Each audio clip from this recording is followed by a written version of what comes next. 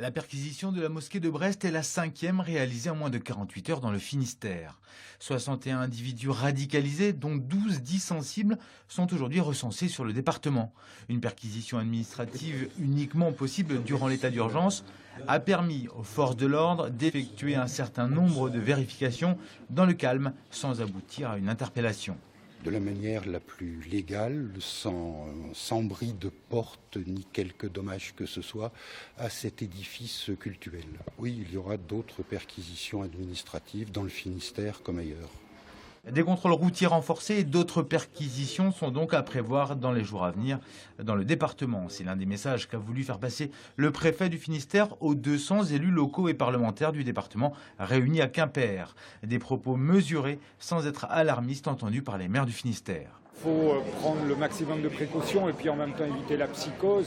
Il faut qu'on continue à vivre, qu'on continue aussi à faire vivre la démocratie et qu'on puisse trouver une conciliation entre le besoin de liberté de nos habitants et puis les mesures qui doivent être prises et qui devront être aussi peut-être maintenues dans la durée.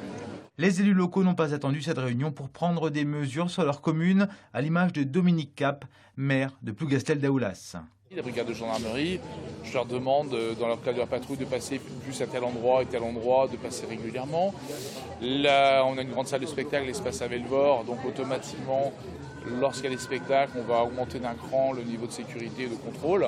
Voir alors une entrée-sortie d'école à la police municipale, on se dit, voilà, la présence est là. De voir d'un spectacle, une voiture de police de gendarmerie qui n'est pas très loin, ce sont des choses qui rassurent. Donc voilà, pour l'instant, pas de psychose, mais des petites mesures qui permettent quand même d'accompagner. Dans le département, 13 sites Céveso civils et 3 sites Céveso militaires font l'objet d'une vigilance particulière dans le cadre du Vigipirate renforcé.